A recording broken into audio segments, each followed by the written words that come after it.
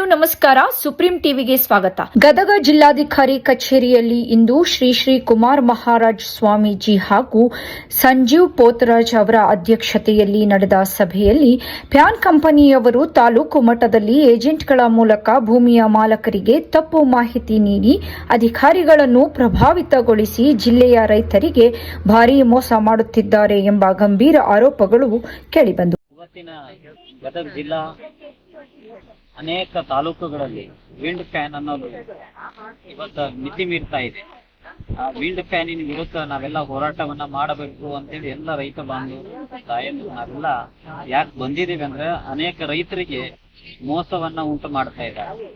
ಅವ್ರು ಬರ್ಸ್ಕೊಂಡ್ತಕ್ಕಂಥದ್ದು ಲೀಸ್ ಹಾಕುವಂಥದ್ದು ಅಲ್ಪ ಜಮೀನು, ಆದ್ರೆ ಅದನ್ನ ಉತ್ತುವರಿ ಮಾಡ್ಕೊಂಡಿರ್ತಕ್ಕಂಥದ್ದು ಧ್ವಜ ಹಾಕಂತದ್ದು ಬಹಳಷ್ಟು, ಮತ್ತು ಆ ವಿಂಡ್ ಫ್ಯಾನಿಂದ ಪರಿಸರವನ್ನ ನಾಶ ಮಾಡ್ತಾ ಇದ್ದಾರೆ. ಆ ವಿಂಡ್ ಫ್ಯಾನ್ ಮುಖಾಂತರ ಇಲ್ಲಿರ್ತಕ್ಕಂಥ ಪಕ್ಷಿಗಳು ಕೂಡ ಸಾಯ್ತಾ ಇದ್ದಾವೆ, ಮತ್ತು ಆ ವಿಂಡ್ ಫ್ಯಾನ್ ಇಂದ ಅಂತರ್ಜಲ ಮಟ್ಟವನ್ನು ಕೂಡ ಕಡಿಮೆ ಆಗ್ತಾ ಇದೆ. ಹಂಗೆ ಬಿಟ್ರೆ ಈ ಗದಗ ಜಿಲ್ಲಾ ಯಾವುದೋ ಒಂದು ಬಳ್ಳಾರಿ ಆ ಸ್ಥಿತಿಗೆ ನಾವು ತಲುಪ್ತೀವಿ ಅನ್ನೋ ಒಂದು ಲೆಕ್ಕಕ್ಕೆ ನಾವು ಮುಂದಿನ ದಿನಮಾನದಲ್ಲಿ ಬರ್ತೀವೇನೋ ಅಂತೇಳಿ ನಮ್ಗೆ ಸಂಶಯ ಬರ್ತಾ ಇದೆ.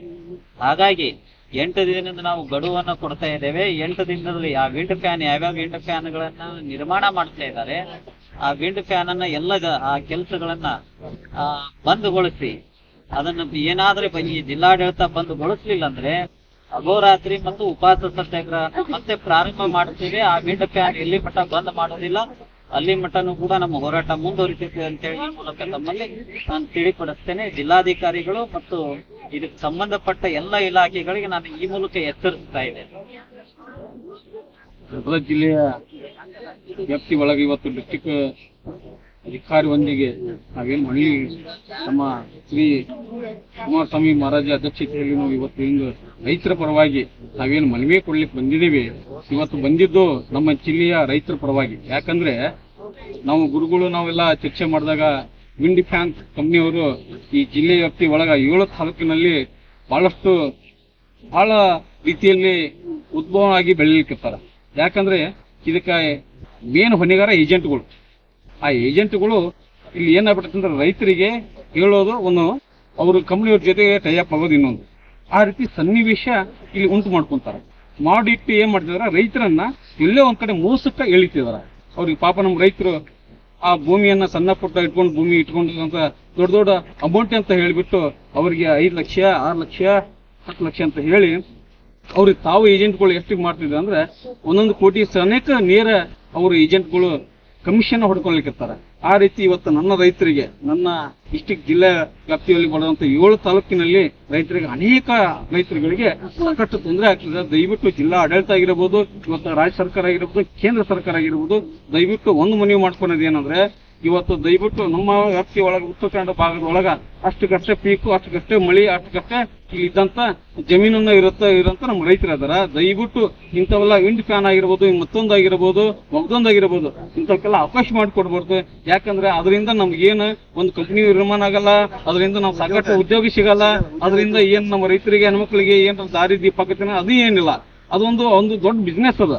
ಆ ಬಿಸ್ನೆಸ್ ಇಂದ ಒಬ್ಬ ಅವನ ಒಂದು ಓನರ್ ಒಬ್ಬ ಬೆಳೀತಾನೆ ಹೊರತು ಬೇರೆ ಯಾರು ಬೆಳೆಯಕ್ಕೆ ಸಾಧ್ಯ ಇಲ್ಲ. ದಯವಿಟ್ಟು ಜಿಲ್ಲಾ ಆಡಳಿತ ಕೂಡ ಮತ್ತು ಇಲ್ಲಿ ಸಿದ್ದರಾಮಯ್ಯ ಸರ್ಕಾರ ಇರೋದ್ರಿಂದ ಇವತ್ತು ನಿಮ್ಮ ಸಾಕಷ್ಟು ನಿಮ್ಮನ್ನು ನಂಬಿ ಇವತ್ತು ರಾಜ್ಯದಲ್ಲಿ ನಿಮ್ಮನ್ನು ಮುಖ್ಯಮಂತ್ರಿಯಾಗಿ ಮಾಡಿಕೊಟ್ಟಿದ್ದೀವಿ. ದಯವಿಟ್ಟು ಈ ಉತ್ತರ ಕನ್ನಡ ಭಾಗದಾಗ ಈ ನಮ್ಮನ್ನ ಇಕ್ಕಟ್ಟಲ್ಲಿ ಸಿಗಿಸಬಾರ್ದು ಅಂತೇಳಿ ಈ ಮಾಧ್ಯಮದ ಮುಖಾಂತರ ತಮ್ಮನ್ನ ಮನವಿ ಮಾಡ್ಕೊಂತ ಇದೀವಿ. ಹಾಗೆ ಅದೇ ರೀತಿಯಾಗಿ ಅಧಿಕಾರಿಗಳಿಗೆ ನಾವು ಮನವಿಯನ್ನು ಕೊಟ್ಟಿದ್ವಿ. ಇದು ದಯವಿಟ್ಟು ಗುರುಗಳು ಹೇಳಿದಾಗ 8 ದಿನ ಗಡುವನ್ನ ಕೊಟ್ಟಿದ್ವಿ. 8 ದಿನದ ಒಳಗಡೆ ಈ ಜಿಲ್ಲೆ ವ್ಯಾಪ್ತಿ ಒಳಗ ಅವ್ರು ಸ್ಟಾಪ್ ಮಾಡದೆ ಹೋದ್ರೆ ಗುರುಗಳು ಅಧ್ಯಕ್ಷತೆ ಒಳಗ ಏನು ಉಪವಾಸ ಸತ್ಯಾಗ್ರಹನ ಹಮ್ಕೊಂತೀವಂತೇನ ಇಲ್ಲಿ ಹೇಳಿದರೆ ಅದು ಖಂಡಿತ ಮುಂದಿನ ದಿನಮಾನದಲ್ಲಿ ಆ ಅವಕಾಶ ಮಾಡಿಕೊಡ್ಬಾರ್ದು ಅಂತೇಳಿ ಈ ಮಾಧ್ಯಮ ಮುಖಾಂತರ ಸರ್ಕಾರಕ್ಕೂ ಮತ್ತು ಆಡಳಿತ ಅಧಿಕಾರಿಗಳಿಗೆ ಅವ್ರಿಗೆ ಎಚ್ಚರಿಕೆ ನೀಡ್ತಿದ್ರೆ. ಅದರಲ್ಲಿ ಕೆಲವೊಬ್ರು MLA ಗಳು ಶಾಮೀಲ್ ಅದಾರ. ಆ ಫೋಟೋ ಸಮೇತ ನಮ್ ಕಡೆ ಇದಾವೆ. ವಿಂಡ್ ಫ್ಯಾನ್ ಮಾಲಕರು ಮತ್ತು MLA ಕುಂತ ಮೀಟಿಂಗ್ ಅನ್ನ ಮಾಡಿದ ಫೋಟೋ ಸಮೇತ ಇದಾವೆ. ಮುಂದಿನ ದಿನಮಾನದಲ್ಲಿ ಅವೆಲ್ಲ ಬಹಿರಂಗ ಪಡಿಸ್ಬೇಕಾಗ್ತದೆ. ದಯವಿಟ್ಟು ಆ ಕ್ಷೇತ್ರದ ಶಾಸಕರು ಯಾರನ್ನಾದ್ರೂ ಈ ಮಾಧ್ಯಮ ಮುಖಾಂತರ ತಮಗ ನಾವು ಗುರುಗಳು ಹೇಳ್ದಂಗೆ ನಾವ್ ಹೇಳ್ದಂಗೆ ತಾವು ಯಾರನ್ನ ಆಗುತ್ತಂತ ನಾ ಭಾವಿಸ್ತೀನಿ. ಯಾಕಂದ್ರೆ ನೀವು ಒಂದು ಸಭೆ ಒಂದು ರೂಮಲ್ಲಿ ಕುತ್ಕೊಂಡು ಮೀಟಿಂಗ್ ಮಾಡಿ 3 ಜನ ಮೀಟಿಂಗ್ ಮಾಡ್ತೀರಿ ನೀವು ಎಲ್ಲೇ ಬೆಳಗಾವಿ ಭಾಗದಲ್ಲಿ, ಅದು ಪೂರ್ತಿ ನಾವು ಹೆಸರು ಹೊಡೆಯೋದು ಬೇಡ, ಅಷ್ಟೇ ಸೂಕ್ಷ್ಮವಾಗಿ ನಾವು ಹೇಳ್ಕೊಡ್ತೀವಿ. ಅದ್ರ ನೀವು ಅತಿ ವೇಗವಾಗಿ ಎಚ್ಚರಿಸಿಕೊಂಡು ನೀವು ಈ ತಾಲೂಕು ಒಳಗೆ, ನಮ್ಮ ಶಿರಟ್ಟಿ ತಾಲೂಕು ಒಳಗಾಗಿರ್ಬೇಕು, ಲಕ್ಷ್ಮೀ ತಾಲೂಕು ಆಗಿರ್ಬೇಕು, ಮುಂಡ್ರಿ ತಾಲೂಕು ಆಗಿರ್ಬೇಕು, ಏನು ನಮ್ಮ ಅಖಂಡ ತಾಲೂಕು ಒಳಗಿದ್ದಂತ ಏನ್ ನೀವು ಮೀಟಿಂಗ್ ಮಾಡ್ಕೊಂಡು ಬಂದಿರಲ್ಲ ಬೆಳಗಾವಿ ಭಾಗದಲ್ಲಿ ಕುತ್ಕೊಂಡು ನೀವು ಏನೇನು ಮಾಡಿರಿ, ಎಷ್ಟೆಷ್ಟು ನೀವು ಅಲ್ಲಿ ಯಾವ್ಯಾವ ತರ ಡೀಲ್ ಅನ್ನು ಮುಗಿಸಿದ್ರಿ ಅನ್ನೋದು ನಮ್ಗೆಲ್ಲ ಗುರುಗಳಿಗೆ ಆಯ್ತು, ನಮಗಾಯ್ತು ಮಾಹಿತಿ ಐತಿ ಸಂಪೂರ್ಣ. ಈ ಜನರ ಮುಂದೆ, ರಾಜ್ಯದ ಜನರ ಮುಂದೆ ಎತ್ತಿ ಇಡುವಂತ ಕೆಲಸ ಮಾಡಿಸ್ಕೋಬೇಡ್ರಿ ನನ್ನ ಮಾತನ್ನು ಈ ಮಾಧ್ಯಮ ಮುಖಾಂತರ ಎಚ್ಚರಿಕೆ ತಮಗೆ ಹೇಳ್ತಿದ್ದೀನಿ. ನನ್ನ ಹೆಸರು ಹೋರಾಟಗಾರರಾದ ಸಂಜೀವ್ ಪೋತರಾಜ್ ಅವರು. ನಮ್ಮ ರೈತರ ಮಂದಿಗೆ ಎಲ್ಲರೂ ಸೇರಿ ನಾವು ಇವತ್ತು ಮನವಿ ಮಾಡಿದ್ವಿ.